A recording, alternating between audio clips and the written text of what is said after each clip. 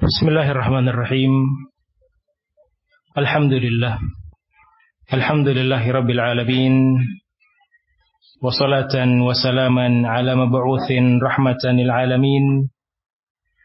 Nabiyina wa habibina Muhammad ibn Abdullah wa ala alihi at-tahirin wa ashabihi al-akramin wa man tabi'ahum bi ihsanin ila yaumiddin. Amma ba'd. Fa ma'asyiral ikhwah, ra'ani wa ra'akumullah, kaum muslimin yang dimuliakan dan dirahmati oleh Allah Subhanahu wa taala. Kita melanjutkan sesi kajian kita yang berikutnya, yang mana pada kali ini kita akan membahas tema yang berkaitan dengan bekal-bekal meraih ampunan dan derajat takwa. Ikhwati fillah ra'akumullah, yang namanya al-maghfirah, ampunan dari sisi Allah Subhanahu wa taala, pada poin pertama yang harus kita ketahui sangatlah luas. Innallaha wasi'ul maghfirah. Allah Subhanahu wa taala memiliki pintu ampunan, pintu maghfirah yang sangat luas. Yang apabila ada seorang hamba yang ingin masuk melalui pintu ampunan tersebut, akan senantiasa terbuka lebar tanpa ada batas waktu, kecuali sakaratul maut yang telah menjemput dia. Nyawa sudah sampai ke kerongkongan. Adapun sebelumnya, maka pintu maghfirah, pintu ampunan dari sisi Allah Subhanahu wa taala akan sangat terbuka lebar. Bahkan yang berkaitan dengan ampunan Allah Subhanahu wa taala yang maha luas ini, di setiap sepertiga malam terakhir, Allah Subhanahu wa taala seperti yang sudah kita ketahui bersama akan turun ke langit dunia. Dan ketika turunnya Allah Jalla wa Ala ke langit dunia, seraya Allah Subhanahu wa taala mengatakan, mana hal min mustaghfir faghfirulah, hal min taibin fa'atubu alaih. Apakah ada di antara hamba-hambaku yang mengharapkan ampunanku? Apakah ada di antara hamba-hambaku yang ingin bertaubat kepadaku? Aku akan ampuni dia, aku akan membuka lebar-lebar pintu taubat untuk dirinya. Maka khawati fillah yara'akumullah, dari hadis yang mulia ini, haditsul qudsi, yang menunjukkan bahwa Allah Subhanahu wa taala sebenarnya akan memaparkan, mempersilahkan siapapun dari kalangan hamba Allah Jalla wa Ala yang ingin kembali kepadanya, yang ingin meraih ampunannya Subhanahu wa ta'ala, yang mana itu semua tidak akan pernah sekali lagi tertutup selama hamba tersebut ingin. Sebanyak apapun dosa yang kita miliki, sebanyak apapun dosa yang seorang hamba miliki, yang telah diisyaratkan oleh Allah Subhanahu wa ta'ala, innallaha yaghfirud dzunuba jami'an. Allah Subhanahu wa ta'ala adalah zat yang akan mengampuni semua dosa tanpa terkecuali. Qul ya ibadiyalladzina asrafu ala anfusihim la taqnatu mir rahmatillah. Wahai hamba-hambaku yang melampaui batas, wahai hamba-hambaku yang banyak kemaksiatan, keharaman demi keharaman, la taqnatu mir rahmatillah, janganlah kalian putus asa dari rahmat. Ini ketika Allah Jalla wa Ala ingin memberikan ampunannya kepada kita, pertanyaannya tinggal satu, ikhwati fillah yara'akumullah. Apakah kita mau meraih ampunan tersebut, atau kita justru menjadi hamba yang lebih memilih tidur pulas di akhir malam kita, lebih memilih untuk senantiasa berselimut, tidak mengadahkan tangan kita, tidak mengetuk pintu Allah Subhanahu wa taala, khususnya pintu taubatnya, itu kembali kepada kita.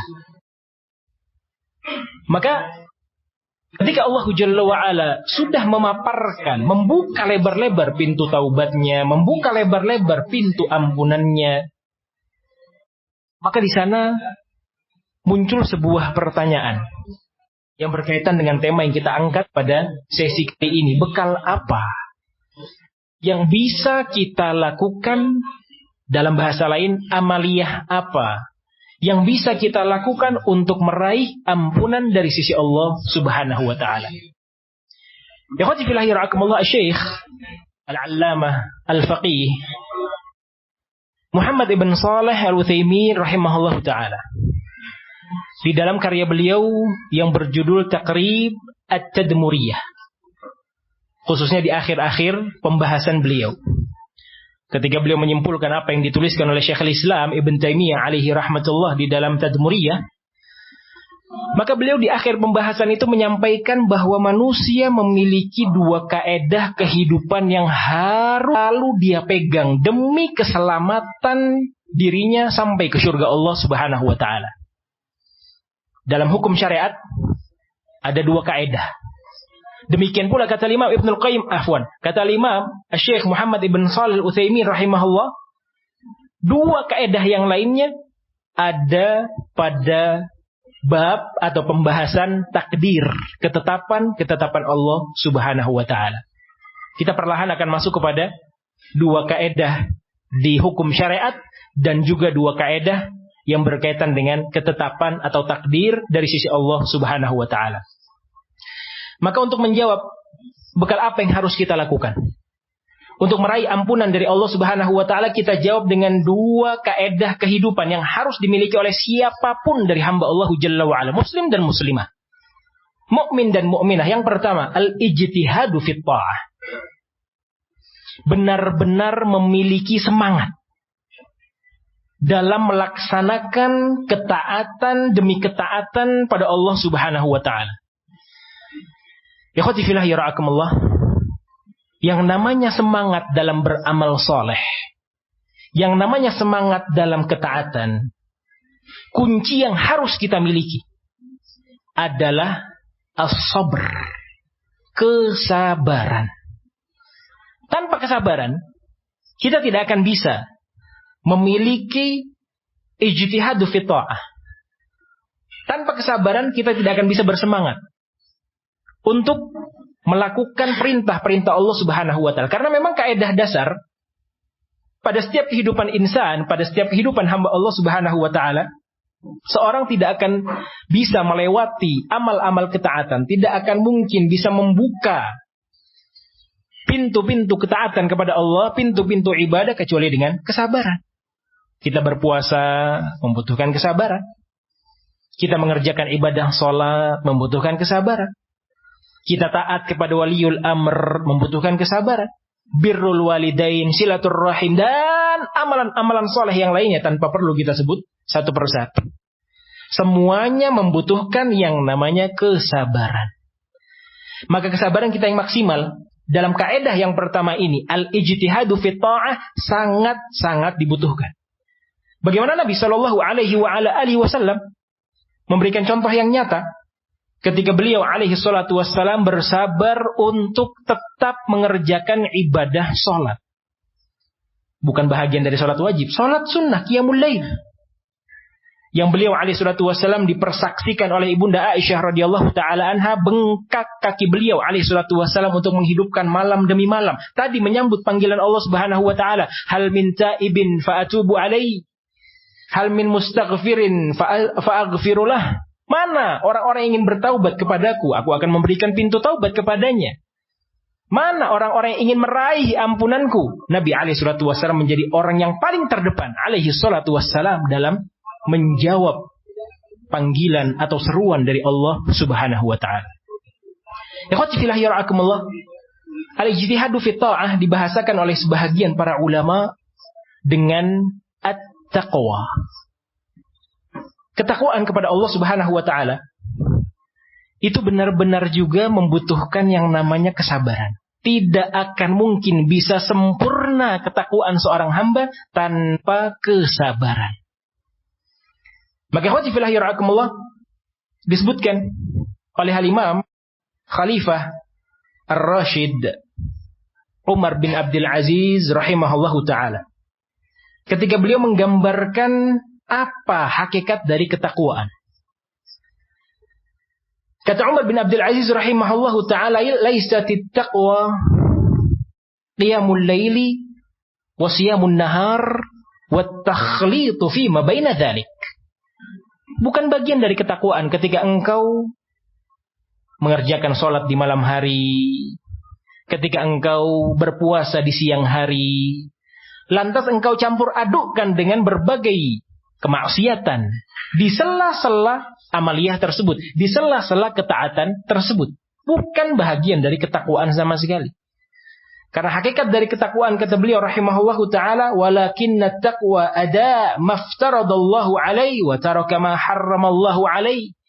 Hakikat dari ketakwaan adalah ketika seorang hamba benar-benar melakukan kewajiban kepada Allah Subhanahu wa ta'ala dan meninggalkan keharaman yang Allah Subhanahu wa ta'ala telah larang.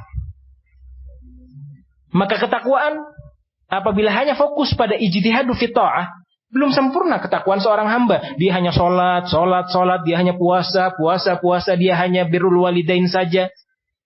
Dia hanya sedekah saja tanpa dia tinggalkan kemaksiatan, keharaman demi keharaman yang Allah Subhanahu wa ta'ala larang. Tidak akan bisa. Karena unsur ketakwaan itu benar-benar harus tercakup padanya dua hal. Semangat dalam mengerjakan amalan ketaatan, di sisi yang lain hamba tadi pun bersabar dengan sangat untuk tidak masuk ke dalam kemaksiatan demi kemaksiatan. Ikhwati fillah yara'akumullah, kaum muslimin yang dimuliakan dan dirahmati oleh Allah Subhanahu wa taala. Maka dari pembahasan ini, semangat yang kita miliki pada ketakwaan, semangat yang kita miliki pada amalan soleh, semangat yang kita miliki pada amal ibadah menjadi kunci dari kaidah yang pertama. Yang mana di sisi yang lain, kesabaran kita untuk tidak melakukan kemaksiatan demi kemaksiatan pun menjadi kunci utamanya.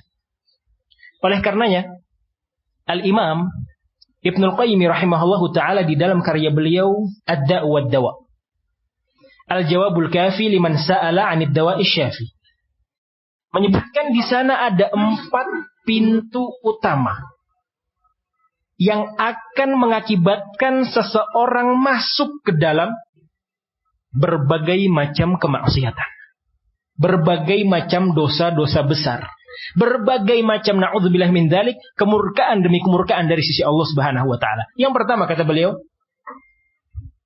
al-lahadat. Apa al-lahadat? Pandangan.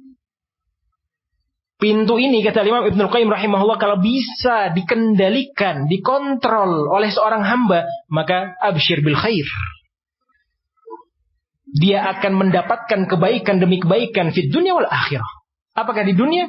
Demikian pula di akhirah. Lantas beliau menyebutkan bahwa hakikat dari orang-orang yang menjadikan pandangannya liar, menuruti kemana hawa nafsunya menyuruhnya, memintanya, menjerumuskannya, ujung yang dia dapatkan adalah kepuasan yang fana. Kepuasan yang tidak akan ada ujungnya. Dia akan terbuka untuk terus berada pada pintu pandangan yang haram. Ini pintu yang paling utama kata Imam Ibnul Qayyim rahimahullahu ta'ala. Dan syaitan, iblis dan bala tentaranya akan mengirimkan pasukan-pasukannya menyisipkan ke pandangan-pandangan seorang hamba dengan bisikan bahwa Allah Subhanahu wa ta'ala adalah Rabbmu yang maha mengampuni. Tinggal beristighfar, selesai. Tinggal meminta ampun, nanti di sepertiga malam terakhir selesai, dan yang seterusnya. Syaitan akan menggambarkan hal yang demikian. Syaitan sengaja melupakan pada benak seorang hamba bahwa Allah Jalla wa'ala adalah zat yang maha pedih azabnya. Neraka Allah disiapkan untuk orang-orang yang na'udzubillah min dzalik, mengumbar pandangannya dengan pandangan yang liar, pandangan yang jahat, wal'iyadzubillah. Dia lupa bahwa barangkali dengan pandangan-pandangan yang haram yang dia terus-menerus lakukan, kemaksiatan tersebut bisa mencegah dia mendapatkan pandangan yang paling nikmat, pandangan yang paling diimpikan oleh setiap muslim dan muslimah, yaitu ketika seorang hamba mendapatkan kesempatan untuk memandang wajah Allah Subhanahu wa ta'ala. Lupa. Syaitan akan sengaja melupakan hal tersebut. Yang digambarkan adalah Allah yang maha mengampuni, Allah yang maha terus demikian. Ini pintu yang pertama yang sangat berbahaya. Kalau kita bisa kontrol, maka Allah Subhanahu wa taala akan menjamin surganya bagi hamba-hamba yang telah melakukan perintah dari Allah Subhanahu wa taala, qul lil mu'minina yaghudduna min absarihim wa yahfadhu furujahum wa qul lil mu'minat yaghuddna min absarihin wa yahfadna furujahun. Katakan kepada kaum muslimin, katakan kepada kaum mukminin, wahai Muhammad alaihi salatu wasalam, tundukkan pandangan-pandangan mereka dari perkara yang haram.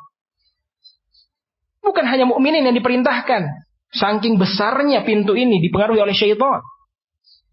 Dijadikan senjata utama oleh syaitan, pintu utama oleh syaitan. Kullil mu'minat, katakan pula, sampaikan pula wahai Muhammad kepada kaum mukminat, tundukkan pandangan-pandangan mereka. Jaga kehormatan-kehormatan mereka. Dua hal, rijalan wa nisaan.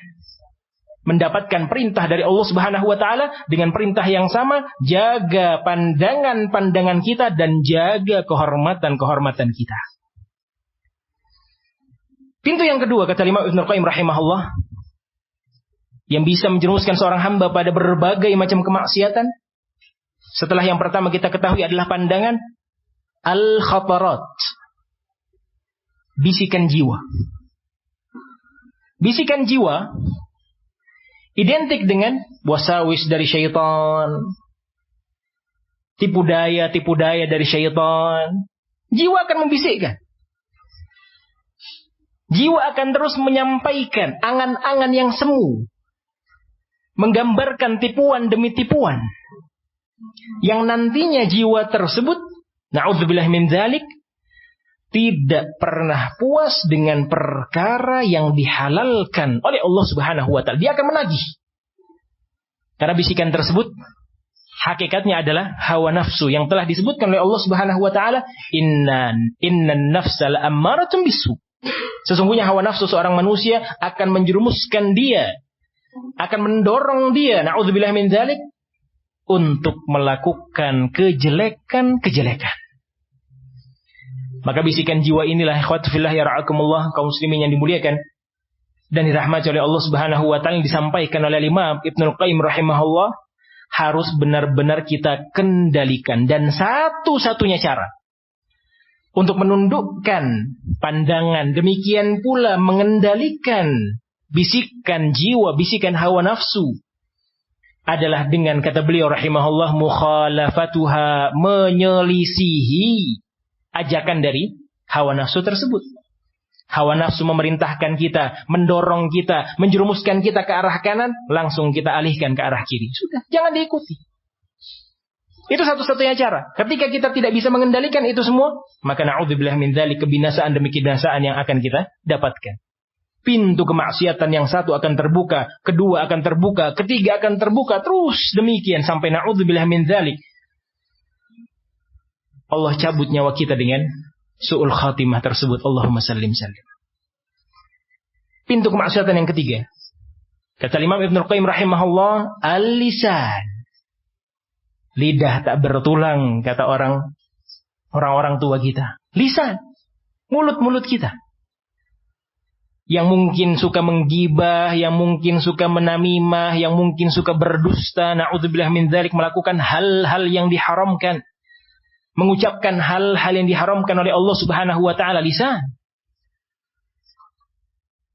Ketika kita benar-benar bisa mengontrol dan mengendalikan lisan-lisan kita, maka kisah sahabat yang mulia Ka'ab bin Malik radhiyallahu taala anhu arda bersama dengan Murarah ibn Rabi', Hilal ibn Umayyah, yang tidak hadir dalam peperangan Tabuk, yang ketika itu diwajibkan oleh Rasul sallallahu alaihi wa ala alihi wasallam, menjadi pelajaran besar untuk kita bahwa kejujuran benar-benar akan mendatangkan keselamatan.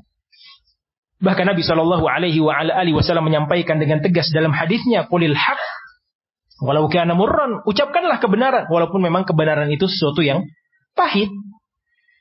Terkadang kebenaran itu akan mendatangkan dampak negatif untuk kita. Terkadang kebenaran itu akan mendapatkan atau mendatangkan sesuatu yang mungkin akan menyempitkan sanubari kita. Tapi sabar, itulah amal ketaatan. Kembali pada poin utamanya, ijtihadu fit ta'ah membutuhkan kunci sabar. Maka jaga lisan-lisan kita, ikhwati fillah yarhakumullah. Oleh karenanya Nabi alaihi salatu wasallam memberikan pesan seperti yang sudah kita ketahui, man kana yu'minu billahi wal yaumil akhir falyaqul khairan aw liyasmut. Ucapkan kebaikan, kalau tidak mampu diam. Bagi orang yang beriman kepada Allah dan hari akhir. Karena sumber dari kemaksiatan, pintu yang ketiga, kata beliau rahimahullah, adalah al-lisan. Yang keempat adalah al-khutuwat, langkah-langkah kaki. Langkah kaki menjadi pintu kemaksiatan yang keempat. Ketika langkah kaki ini kita arahkan kepada hal-hal yang dimurkai oleh Allah Subhanahu wa taala, kita sangat bisa melakukannya. Terlebih ketika kita sudah dikuasai, na'udzubillah min dzalik, oleh bisikan syaitan, oleh hawa nafsu dan yang seterusnya. Bisa kita untuk melangkah pada keharaman demi keharaman, melangkah pada kemurkaan demi kemurkaan, tanpa ada rasa takut kepada Allah Subhanahu wa taala. Na'udzubillah min dzalik.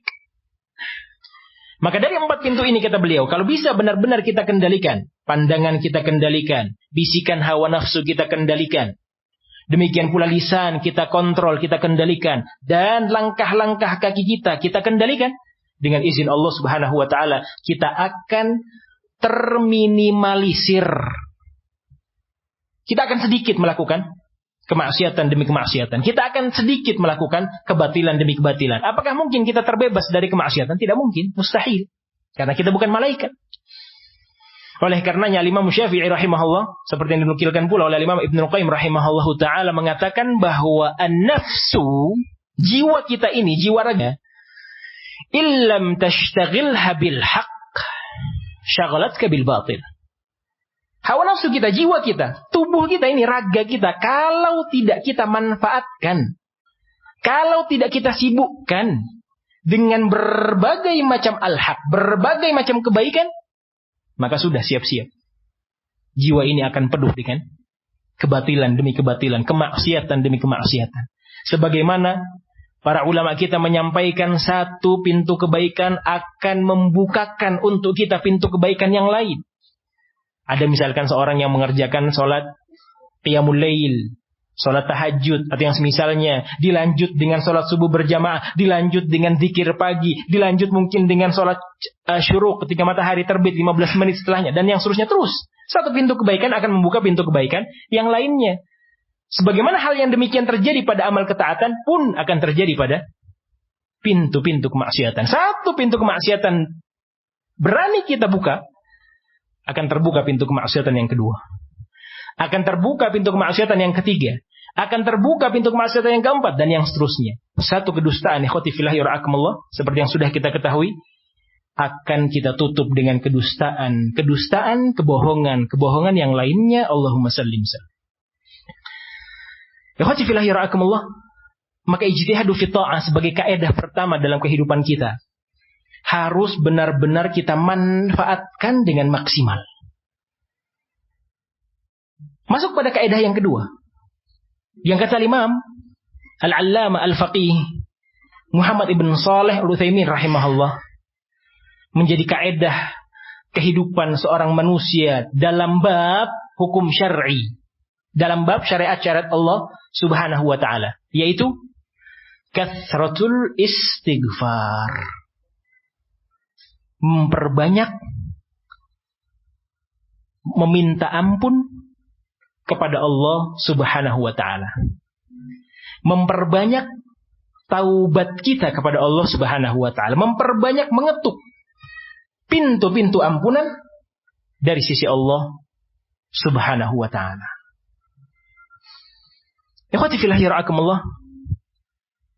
Kemudian Al-Allamah Syekh Muhammad ibn Shalih Al-Utsaimin menukilkan firman Allah Azza wa Jalla yang berkaitan dengan hamba-hamba Allah yang akan memanfaatkan waktu akhir malamnya dalam amal-amal ketaatan.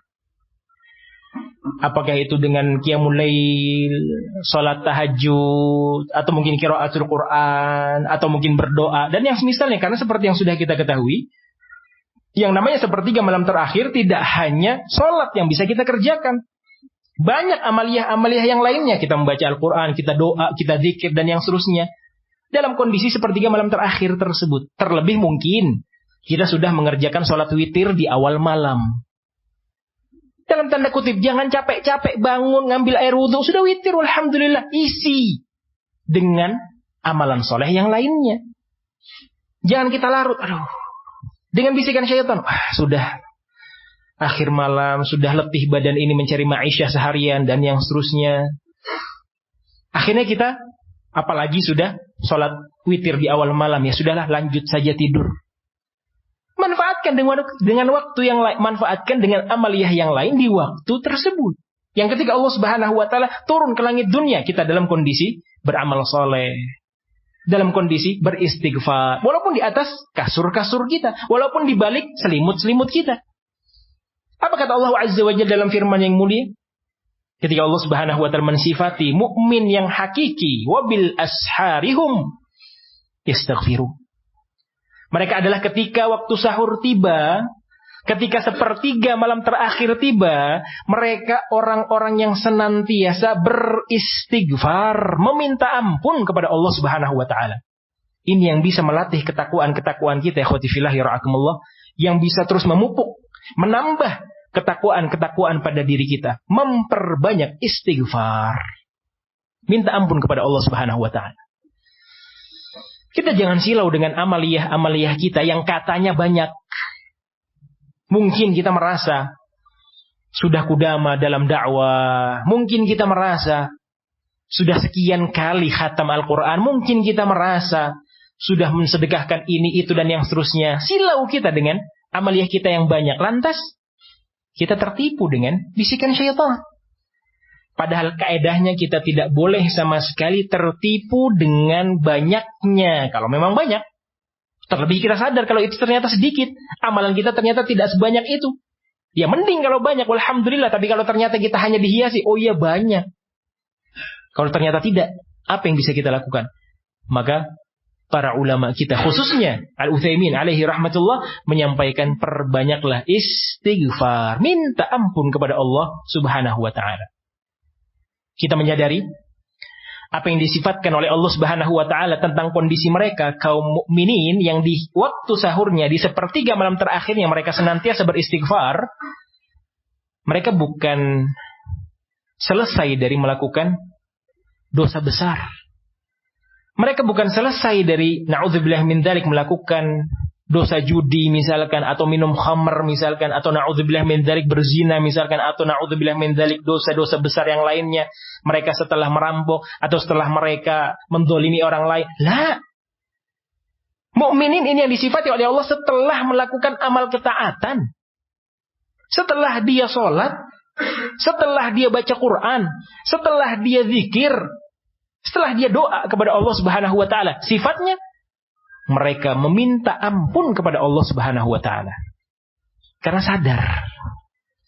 Karena menyadari bahwa bisa jadi amaliyah-amaliyah tersebut tidak diterima oleh Allah Subhanahu wa taala. Mereka meminta ampun kepada Allah Jalla wa ala. Dan ternyata baginda Rasulullah sallallahu alaihi wa ala alihi wasallam menjadi sosok tauladan yang paling baik.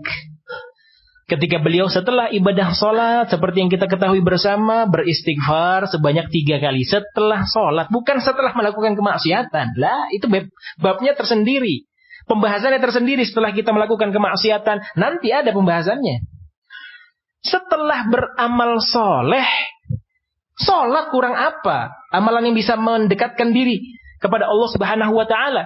Istighfar beliau 3 kali. Astaghfirullah, astaghfirullah, astaghfirullah. Dan itu yang menjadi sunnah baginda alaihi salatu wassalam, ajaran beliau yang beliau wariskan kepada para sahabat, ya sampai kepada kita, alhamdulillah. Mengajarkan untuk kita tidak ujub.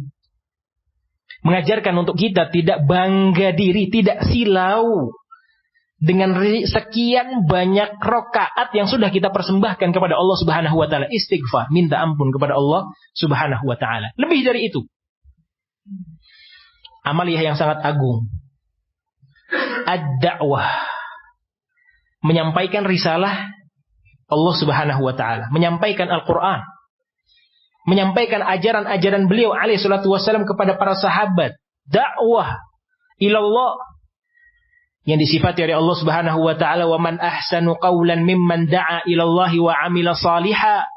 Siapa lagi yang lebih agung, lebih mulia amalan solehnya dibandingkan dengan mereka orang yang berdakwah? Artinya dakwah ini amaliyah besar. Mengajak orang lain untuk istiqamah di jalan Allah, mengajak orang lain untuk kembali kepada Allah, bukan amalan yang bisa kita remehkan. Lah, amalan besar. Man ahsanu qawlan mimman da'a ilallah. Siapa yang lebih baik ucapannya daripada da'i? Lah, tidak ada. Mereka lah orang-orang yang terbaik, amaliyah besar. Terlebih sosok Nabi alaihi salatu wassalam yang mengajak musyrikin ketika itu, ayo masuk ke dalam Islam, ayo beriman kepadaku, qulu la ilaha illallah tuflihu, ucapkanlah kalimat la ilaha illallah, kalian akan beruntung. Kita sepakat bahwa amalan yang dibawa oleh beliau alaihi salatu wassalam adalah amalan yang sangat mulia. Wa ma'adzalik, bersamaan dengan itu, apa yang diminta oleh Allah Subhanahu wa taala, apa yang diperintahkan oleh Allah Jalla wa ala setelah risalah kenabian akan berakhir. Kata Allah Jalla wa ala dalam ayatnya yang mulia, fasabbih bihamdi rabbika wastaghfir. Wahai Muhammad alaihi salatu wassalam, engkau akan wafat dalam waktu dekat. Risalah kenabian sudah akan berakhir, tidak ada lagi kesempatan untuk engkau beramal dengan dakwah. Tidak ada lagi kesempatan untuk mengajak manusia. Sudah habis masanya. Risalah sudah sempurna. Agama Islam sudah sempurna. Waktunya engkau menghadap aku. Fasabbih bihamdi rabbik. Bertasbihlah kepada Allah Subhanahu wa taala. Pujilah Allah Jalla wa ala dengan pujian yang banyak. Wastaghfir, dan mintalah ampun wahai Muhammad. Dakwah, ikhwati fillah yarhakumullah, mengajak manusia, amalan yang paling agung, amalan yang paling besar, diminta oleh Allah Subhanahu wa taala. Tutup amal ibadah tersebut dengan, akhiri amal mulia tersebut dengan istighfar, minta ampun kepada Allah Subhanahu wa taala. Kurang apa ikhwati fillah yarhakumullah? Besarnya keutamaan istighfar terlalu banyak sudah kita fahami dan kita ketahui. Tinggal prakteknya, realisasinya. Apa yang sudah kita lakukan? Jangankan setelah amal ketaatan, mungkin setelah kita bermaksiat, tadi waswas syaitan, ya tidak apa-apa, Allah kan maha pengampun. Tidak apa-apa, Allah kan maha baik dengan kita. Allah kan terus, husnudzon kita terlalu besar. Allahumma sallim. Kepada Allah Subhanahu wa taala baik, tapi tidak pada tempatnya. Karena tempat yang terbaik atau posisi yang terbaik setelah kita mengerjakan, na'udzubillah min dzalik, berbagai macam dosa dan kemaksiatan, lam yusirru ala ma fa'alu. Bukan tipe orang yang akan terbiasa melanjutkan kemungkaran-kemungkaran tadi, tapi langsung dia bertaubat, minta ampun kepada Allah Subhanahu wa taala. Ikhwati fillah yarhakumullah, kaum muslimin yang dimuliakan dan dirahmati oleh Allah Subhanahu wa taala, maka kita bisa meraih ampunan Allah Subhanahu wa taala paling tidaknya dengan dua cara tadi. Yang pertama, bersemangat untuk melakukan ketaatan kepada Allah dengan kesabaran tentunya, kaidah yang sudah kita pelajari. Dan yang kedua, memperbanyak istighfar setelah amal ketaatan, lebih-lebih lagi setelah kita melakukan kemaksiatan. Apakah dengan pandangan kita, ataukah dengan bisikan hawa nafsu kita, atau mungkin dengan lisan-lisan kita, atau mungkin dengan langkah kaki kita. Istighfar, minta ampun kepada Allah Subhanahu wa taala.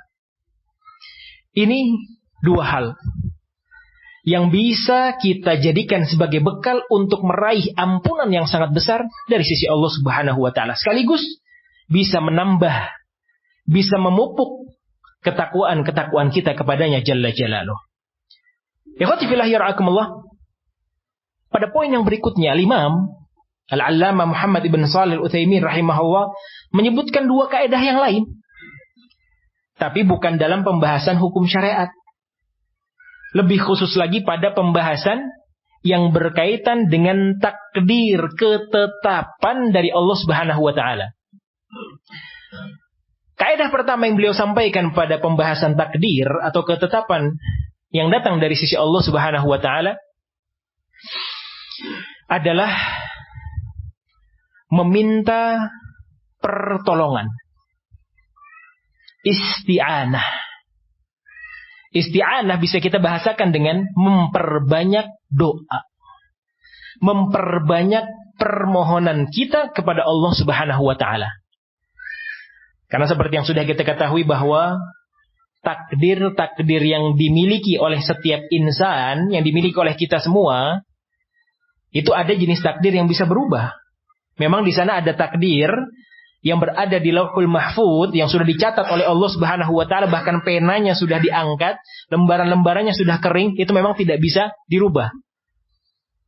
Tapi di sana ada takdir yang ditetapkan oleh Allah Subhanahu wa taala setiap tahunnya, setiap bulannya, bahkan setiap harinya.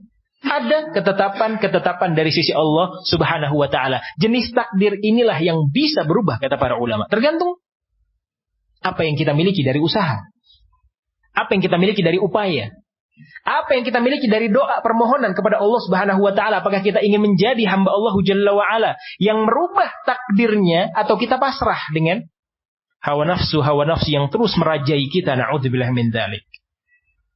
Ikhwati fillah yarhakumullah, Nabi sallallahu alaihi wa ala alihi wasallam menyampaikan dalam doa yang sudah kita ketahui bersama, Allahumma a'inni ala dzikrika wa syukrika wa husni ibadatik. Ya Allah, bantulah aku. Ini kelas Nabi alaihi salatu wassalam, manusia yang paling mulia, manusia yang paling hebat, manusia yang paling sempurna. Tolong aku ya Allah. Kemana kita, ikhwati fillah yarhakumullah, yang katanya ahlu sunnah, yang katanya salafi, yang katanya seorang yang mengagungkan ajaran Nabi alaihi salatu wasallam? Kemana kita dengan doa beliau ini? Apakah rutin kita baca atau masih jarang-jarang kita ucapkan? Ya Allah, bantulah aku, tolonglah aku untuk senantiasa berzikir kepadamu. Ya Allah, tolonglah aku, bantulah aku untuk senantiasa bersyukur kepadamu, untuk senantiasa melakukan amal ibadah yang baik kepadamu Subhanahu wa ta'ala. Ikhwati fillah yarhakumullah, Nabi alaihi salatu wassalam masih memohon pertolongan. Bahkan lebih dari itu, Allah Jalla wa ala sudah mengisyaratkan agar kita banyak meminta pertolongan kepada beliau, dengan kita diwajibkan minimal 17 kali dalam hari-hari kita untuk meminta pertolongan kepada Allah Subhanahu wa ta'ala. Iyyaka na'bud wa iyyaka nasta'in. Ya Allah, hanya kepadamulah kami menyembah, dan hanya kepadamulah ya Allah kami memohon pertolongan. Apa setelahnya? Ihdinas siratal mustaqim. Tolong ya Allah, berikanlah kami petunjuk, berikanlah kami hidayah, jalan yang lurus. Kalau kita mau meresapi doa demi doa yang ada di dalam ayat-ayat suratul Fatihah, khawtifillah yara'akumullah, menunjukkan bahwa kita hamba yang bukan siapa-siapa. Hamba yang lemah. Hamba yang sesuai dengan apa yang Allah firmankan. Khuliqal insanu dha'ifa. Innahu kana zaluman jahula. Manusia maha lemah, manusia maha zalim, manusia maha bodoh. Apa yang mau kita banggakan? Kita ini hamba yang tidak ada apa-apanya di sisi Allah Subhanahu wa ta'ala. Sangat mudah bagi Allah Jalla wa ala mengubah keimanan kita menjadi kekufuran. Allahumma sallim. Sangat mudah bagi Allah Jalla wa ala mengubah kesalafiyahan kita menjadi kebid'ahan. Badiru bil a'mali fitanan ka qita'il lailil mudlim yusbihu ar-rajulu mu'minan wa yumsi kafira wa yusbihu mu'minan yabi'u dinahu bi'aradi minad dunya. Kurang apa? Nabi alaihi salatu wasallam yang sudah mengingatkan kita, bersemangatlah kalian, bersegeralah kalian untuk mengerjakan amal soleh. Agar apa? Agar ketakwaan kita bisa dapatkan. Agar ampunan Allah bisa kita raih. Agar kasih sayang Allah Jalla wa ala bisa kita gapai. Karena akan ada orang-orang yang mendapatkan fitnah, pagi harinya dia beriman, sore harinya sudah kufur. Sebaliknya, sore harinya dia masih beriman, pagi harinya sudah kufur kepada Allah Subhanahu wa ta'ala. Dia rela menjual bahagian dari agamanya dengan urusan dunia. Allahumma sallim sallim. Jangan merasa aman, ikhwati fillah ya ra'akumullah. Karena orang-orang yang merasa aman dari berbagai macam fitnah, orang-orang yang merasa aman dari siksaan-siksaan Allah Subhanahu wa taala, disifati oleh Allah Azza wa Jalla sebagai kaum al-khasiru. Fala ya'manu makrallah illa al-qaumul khasirun, kata Allah Azza wa Jalla. Tidak ada yang merasa aman dari makar Allah, tidak ada yang merasa aman dari siksa api neraka kecuali mereka adalah orang-orang yang merugi. Na'udzubillah min dzalik. Allahumma sallim sallim. Khawatir kita dengan keselamatan manhaj. Kita harus khawatir dengan keselamatan akidah. Kita harus khawatir dengan keselamatan agama Islam yang ada di tengah-tengah kita. Minta selalu kepada Allah, ihdinas siratal mustaqim. Resapi ayat demi ayat yang ada di dalam suratul Fatihah. Ikhwati fillah yarhamukumullah, kaum muslimin yang dimuliakan dan dirahmati oleh Allah Subhanahu wa taala. Inilah saatnya untuk kita benar-benar bisa menjalankan kaidah yang pertama dalam takdir tadi. Banyak-banyak meminta pertolongan kepada Allah Subhanahu wa taala. Kaidah yang kedua. Kata Imam Ibnu Qayyim, kata Imam Allamah Muhammad ibn Shalih Al-Utsaimin rahimahullah pada kaidah takdir yang kedua adalah as-sabr ala ma fih. Bersabar atas ketetapan-ketetapan, bersabar atas takdir-takdir yang telah Allah Subhanahu wa taala berikan kepada kita. Jangan pernah bertanya, kenapa ya Allah harus aku yang sakit atau mengalami sakit ini? Kenapa ya Allah harus orang tuaku yang kau ambil? Kenapa ya Allah harus anakku yang kau ambil? Kenapa ya Allah harus rumah tanggaku yang kau korbankan? Kenapa terus?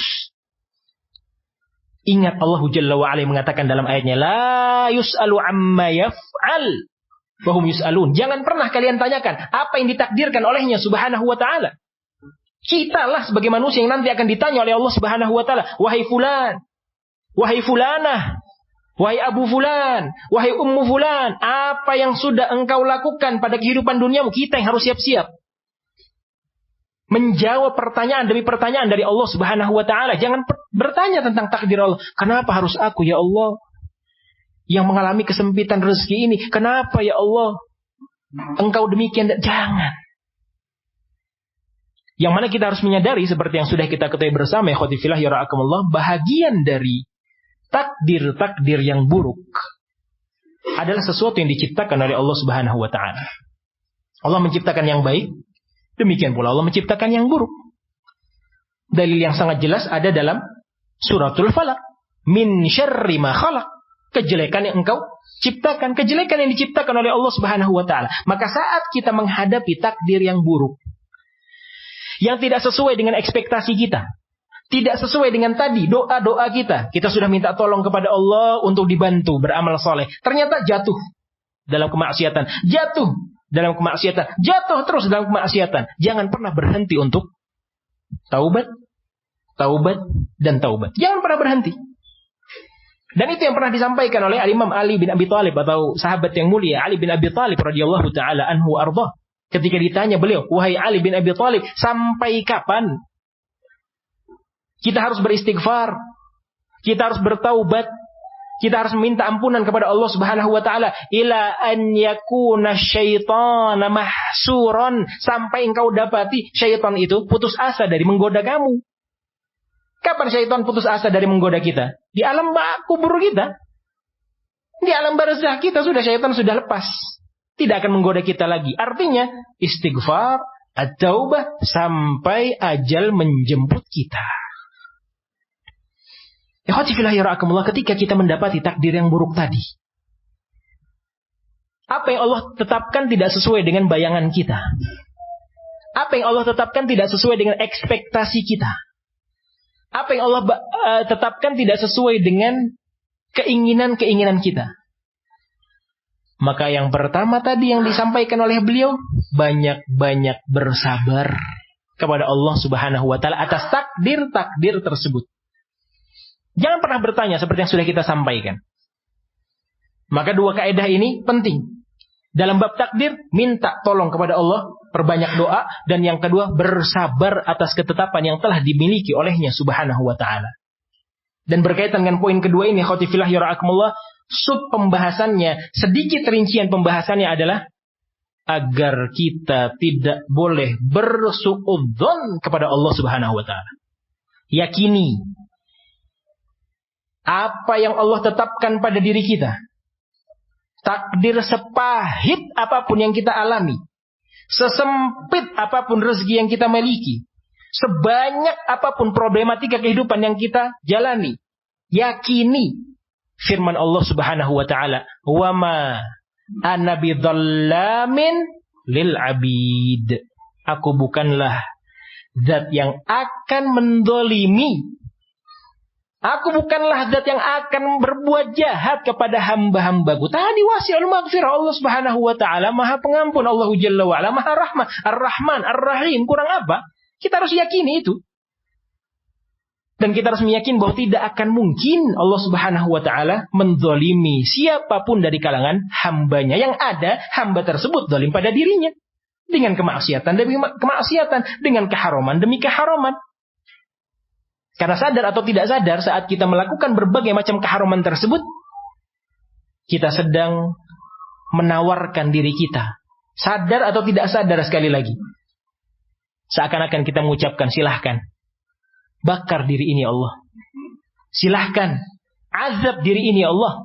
Silahkan. Siksa diri ini Allah. Sadar atau tidak sadar, khotifillah yur'akumullah, kitalah yang sudah banyak melakukan kezaliman pada diri kita sendiri. Jangan pernah merasa. Jangan pernah menganggap, jangan pernah bersuudzon pada Allah Subhanahu wa taala. Kenapa dan kenapa? Jangan, kita yang menzalimi diri kita sendiri. Oleh karena itu di antara doa yang sering dipanjatkan oleh sahabat yang mulia, Khalifat Rasulullah sallallahu alaihi wasallam, Abu Bakar As-Siddiq radhiyallahu taala anhu ardhah, ketika beliau menyampaikan dalam doanya, Allahumma inni dzalamtu nafsi dzulman katsiran. Ya Allah, aku adalah hamba-Mu yang banyak menzalimi diriku sendiri. Lihat, madrasahnya Nabi alaihi salatu wassalam mengeluarkan sosok murid mulia yang bernama Abu Bakar As-Siddiq, yang sadar akan hal tersebut. Kemana kita? Yang mungkin merasa, saya sudah salafi, saya sudah sunni, saya sudah alhamdulillah berada di komunitas ahli sunnati wal jamaah, pasti saya akan masuk ke dalam syurga. Seperti apa yang disampaikan oleh Nabi alaihi salatu wassalam, kulluhum finnari illa wahidah. Dalilnya luar biasa kalau berkaitan dengan hal tersebut. Semuanya di neraka kecuali aku. Seakan-akan mengatakan hal yang demikian. Ittaqullah fi anfusikum ikhwati fillah yara'akumullah. Kita harus bertakwa kepada Allah Subhanahu wa taala. Naam, jalan dakwatus salafiyah inilah yang bisa mengantarkan kita kepada surga Allah Subhanahu wa taala. Lebih khusus lagi, jalan talabul ilmi seperti inilah yang bisa mengantarkan kita kepada surga Allah, bahkan memuluskan langkah kita masuk ke dalam surga Allah Subhanahu wa taala. Tapi perhatikan, individu-individunya, oknum-oknumnya, berapa banyak sunni salafi na'udzubillah min dzalik yang masih bahkan terjerumus, Allahumma sallim kepada dosa kesyirikan. Ada banyak. Berapa banyak oknum salafi ahlus sunnati wal jamaah sunni yang terjerat pinjaman online, riba, khianat, berbohong ini. Kita bukan malaikat. Dari mana kita bisa merasa bahwa kitalah yang akan mengetuk seakan-akan pintu surga pertama kali? Karena saya sudah salafi, karena aku sudah ahlu sunnah, karena fala ya'manu makrallahi illal qaum al-khasirun. Tidak ada yang merasa aman dari siksaan Allah kecuali dia masuk dalam golongan orang-orang yang merugi. Na'udzubillah min dzalik. Ikhwati fillah yara'akumullah, inilah bekal-bekal yang harus kita miliki untuk meraih ampunan dari Allah Subhanahu wa taala. Inilah hal-hal yang harus kita kerjakan agar derajat ketakwaan kita terus naik. Karena ketakwaan seperti yang sudah kita ketahui, kalau seandainya kita senantiasa berperangai dengan sifat takwa ini, sudah dunia dan akhirat akan kita dapatkan. Allah waliyul muttaqin. Allah Subhanahu wa taala adalah zat yang akan melindungi orang-orang yang bertakwa kepada Allah Subhanahu wa taala. Kalau sudah Allah yang melindungi, siapa yang kita khawatirkan keburukannya? Allah yang melindungi.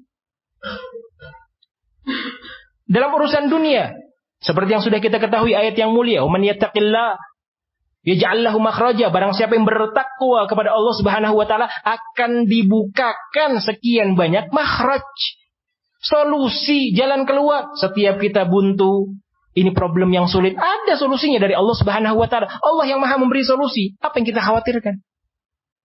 Rezeki yang sempit, "Wa man yattaqillah yaj'al lahu makhraja."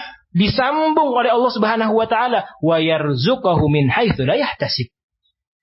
Akan dibukakan pintu rezeki dari arah yang tidak dia sangka-sangka.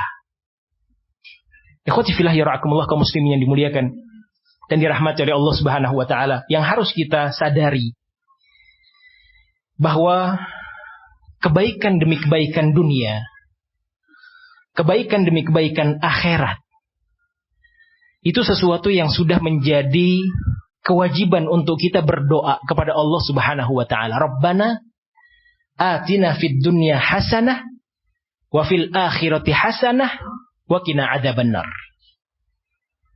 Wahai Rabb kami, berikanlah kepada kami kehidupan dunia yang baik. Berikanlah kepada kami kehidupan akhirat yang baik. Dan jauhkanlah kami, jagalah kami dari siksa api neraka. Amin ya rabbal alamin. Ikhwati fillah yarhamukumullah, yang harus kita fahami bahwa kebaikan dunia, demikian pula apa yang difirmankan oleh Allah Subhanahu wa taala, "Wa yarzuquhu min haitsu la yahtasib." Kita akan diberikan oleh Allah Jalla wa ala rezeki dari arah yang tidak kita sangka-sangka. Jangan sampai kita sempitkan pola pikir kita, kebaikan dunia adalah harta dunia. Rezeki yang dari arah tidak sangka-sangka, rezeki yang datang dari arah yang kita tidak sangka-sangka adalah pundi-pundi harta duniawi. Jangan kita sempitkan pola pikir kita pada Rabbana atina fid dunya hasanah adalah kekayaan seorang hamba. Wa yarzuqahu min haitsu la yahtasib, berlimpah-limpah ruah harta seorang hamba. Rasul sallallahu alaihi wa ala alihi wasallam menjadi qudwatun hasanah. Saat Umar bin Khattab menangis, seperti yang sudah kita ketahui bersama, Baginda alaihi salatu wassalam harus tidur di sebuah tikar yang hanya terbuat dari jerami-jerami yang disusun satu jerami ke jerami yang lain. Sampai Baginda alaihi salatu wassalam saat tidur dan bangun dari tidurnya, nampak bekas-bekas tikar jerami tersebut.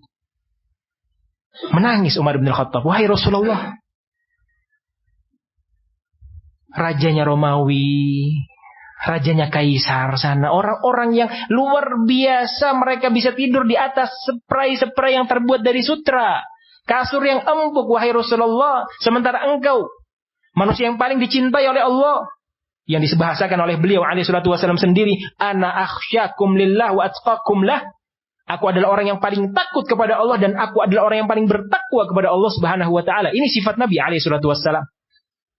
Bersama dengan itu, yang disampaikan oleh Baginda alaihi salatu wassalam ketika melihat tangisan-tangisan Umar, tetesan air mata Umar,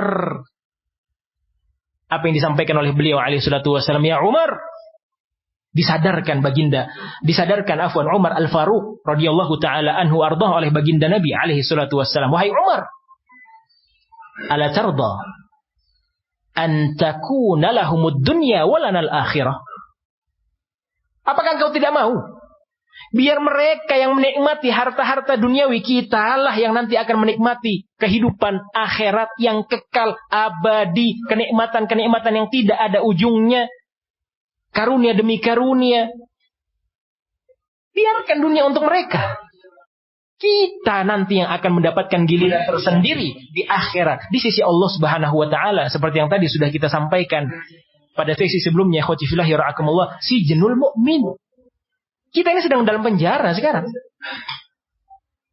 Jadi jauhkan pola pikir kita. Kenapa saya sudah bolak-balik berdoa Rabbana atina fid dunya tidak diberikan harta yang berlimpah? Memang bukan itu yang dimaukan oleh Allah Subhanahu wa taala. Kenapa kita sudah bolak-balik bertakwa, tapi tidak ada rezeki yang datangnya tiba-tiba, tidak ada uang kaget, tidak ada ini dan itu. Memang bukan itu yang dimaukan oleh Allah Subhanahu wa taala. Lihat ketika kita istiqomah di atas dakwah salafiyah. Ketika akidah ini kokoh. Ketika alhamdulillah karunia yang Allah Subhanahu wa taala berikan, hati yang tenang ada di tengah-tengah kita. Hadis yang diriwayatkan oleh Imam Al-Bukhari rahimahullahu taala, kata Nabi alaihi salatu wassalam, "Laisal ghina an kathratil 'ard." Seperti yang sudah kita ketahui bersama, bukanlah hakikat dari kekayaan ketika seorang memiliki harta yang berlimpah. Wa innamal ghina ghina nafs. Hakikat dari kekayaan adalah ketentraman jiwa. Lupa kita dengan tenangnya jiwa kita. Walhamdulillah, rasa aman yang ada di tengah-tengah kita, damai, sentosa. Kita bisa mengerjakan sholat di masjid-masjid Allah. Kita mungkin nanti biidznillah bisa berpuasa di bawah rasa aman, di bawah rasa tenang. Tidak ada suara senjata, tidak ada suara desing peluru. Lihat saudara-saudara kita di tempat lain, daerah-daerah konflik, bagaimana mereka harus mendapati ancaman demi ancaman ketika ingin keluar dari rumahnya untuk menuju masjid, untuk menuju majelis-majelis ilmu. Terancam jiwa-jiwa mereka. Kemana rasa syukur kita? Ya khotifillah yara'akumullah. Jangan semua hal kita kaitkan dengan harta, harta, dan harta. Jangan. Kita bukan ahlud dunia. Toh ternyata ahlud dunia adalah orang-orang yang na'udzubillah min dzalik dianggap celaka, binasa oleh Rasul sallallahu alaihi wasallam. Ta'isa abdud dinar, ta'isa abdud dirham, ta'isa wantakas. Celaka hamba dinar, celaka hamba dunia. Mereka akan binasa, mereka akan terjerumus ke dalam jurang kesesatan. Allahumma sallim sallim. Bagi yang mendapatkan harta berlebih, rezeki yang lapang, bersyukur kepada Allah Subhanahu wa taala. Itu bahagian dari karunia-Nya, bahagian dari kenikmatannya, seperti yang Allah Subhanahu wa taala berikan kepada Abu Bakar As-Siddiq radhiyallahu taala anhu arda.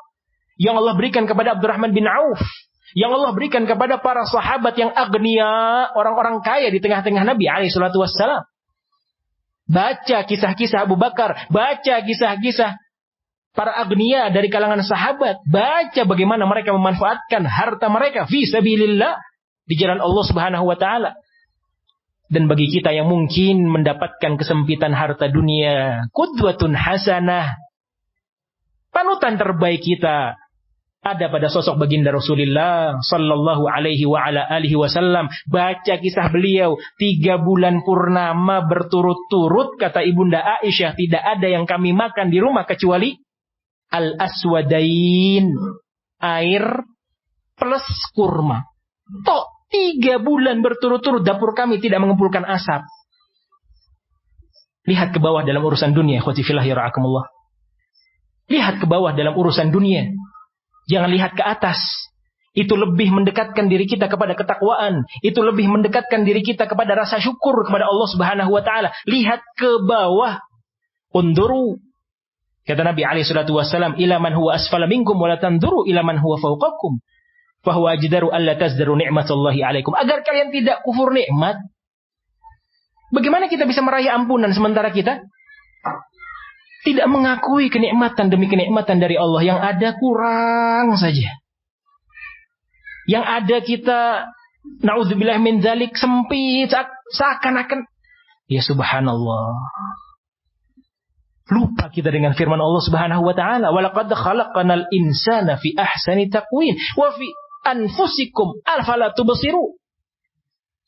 Tubuh kita ini dari ujung kepala sampai ujung kaki. Walaqad khalaqnal insana fi ahsani taqwimin. Kami telah menciptakan manusia dengan bentuk yang paling baik, bentuk yang paling sempurna. Kenapa kita masih merasa kurang? Wa fi anfusikum afala tubsirun. Dalam diri kalian, kata Allah Subhanahu wa taala, ada kenikmatan yang besar. Kenapa kalian tidak mau sadar akan hal itu? Ikhwati fillah, bagaimana kita bisa meraih ampunan Allah? Bagaimana kita bisa meraih derajat ketakwaan yang sempurna dalam kondisi kita kufur nikmat? Na'udzubillah min dzalik. Allahumma sallim sallim. Oleh karenanya, untuk menutup perjumpaan kali ini, firman Allah Subhanahu wa taala akan kita nukilkan berupa ajakan, seruan dari Allah Subhanahu wa taala. agar seorang hamba itu benar-benar bisa mensucikan jiwanya dari berbagai macam karat, dari berbagai macam kotoran, agar tadi ketika kita ingin mendapatkan, ingin meraih ampunan dari Allah Subhanahu wa taala, kita bisa mendapatkannya. Ketika kita ingin sampai pada target ketakwaan yang sempurna, kita bisa menggapainya. Kata Allah Jalla wa Ala dalam ayat yang mulia, qad aflaha man zakkaha wa qad khaba man dassaha. Sungguh telah beruntung. Sungguh telah beruntung orang-orang yang mensucikan jiwanya. Dan sungguh na'udzubillah min dzalik, telah merugi, kata Allah Subhanahu wa taala, orang-orang yang mengotori jiwanya. Mensucikan dengan apa? Tadi paling tidaknya 4 hal yang disebutkan 2 oleh Al-Allamah Muhammad ibn Shalih Al-Utsaimin dalam kaedah hukum syariat, dan 2 pada kaedah takdir, ketetapan Allah Subhanahu wa taala. Sucikan jiwa kita dengan rajinnya kita mengamalkan amalan ketaatan. Sucikan jiwa kita dengan perbanyak istighfar. Sucikan jiwa kita dengan banyak beristi'anah, berdoa kepada Allah. Sucikan jiwa kita dengan kesabaran. Qad khaba man dassaha, akan merugi orang-orang yang na'udzubillah min dzalik mengotori jiwanya, mengotori hatinya dengan apa? Kemaksiatan demi kemaksiatan. Ikhwati fillah yara'akumullah, kita bukan seorang manusia yang akan bersih dari kemaksiatan. Tidak akan mungkin. Ma min abdin mu'min illa walahu dzam. Itu pegang erat-erat. Tidak ada seorang mukmin kecuali dia pasti memiliki dosa. Ya'taduhul fainata ba'da lifaina. Dia ulangi kesalahan itu dari satu kesempatan ke kesempatan yang lain, satu waktu ke waktu yang lain. Itu mukmin. Jadi jangan terlalu husnudzon kepada orang-orang yang kita anggap soleh, kita anggap syekh, kita anggap ustaz, kita anggap orang-orang mulia. Oh, mereka ini orang-orang yang suci. Ma min abdin mu'min illa walahu dzam. Pasti punya dosa. Pasti punya kekeliruan. Hanya perbedaannya adalah ketika mereka para ulama yang hakiki segera bertaubat kepada Allah Subhanahu wa taala. Segera kembali, ingat, oh ini kesalahan, oh ini kekeliruan. Mereka bertaubat kepada Allah Subhanahu wa taala. Sifat itulah yang harus kita miliki pada saat kita melakukan berbagai kemaksiatan demi kemaksiatan. Cepat sadar, cepat kembali, cepat bertaubat, cepat beristighfar kepada Allah Subhanahu wa taala. Sayyidul istighfar. Jangan sampai kita lupakan, ikhwati fillah yara'akumullah, dalam zikir pagi dan petang kita, Allahumma anta rabbi, la ilaha illa anta, dan yang seterusnya yang sudah kita ketahui bersama. Jangan sampai kita lupakan di setiap pagi dan setiap petang kita. Itulah yang sangat bisa membantu kita dengan izin Allah agar kita sampai pada ampunan-ampunan Allah dan akan menyempurnakan derajat ketakwaan kita. Kurang lebihnya saya mohon dimaafkan, ikhwati fillah yara'akumullah. Wabihadzal qadar kifayah. Biidznillah ta'ala akan kita lanjutkan di sesi yang berikutnya setelah salat maghrib. Wallahu ta'ala alam bisawab. Subhanakallahumma bihamdik, asyhadu an la ilaha illa anta, astaghfiruka wa atubu ilaik. Wa sallallahu wa sallam wa barak ala nabiyyina Muhammad wa ala alihi wa sahbihi ajma'in. Wa akhiru da'wana anil hamdulillahi rabbil alamin. Wassalamualaikum warahmatullahi wabarakatuh.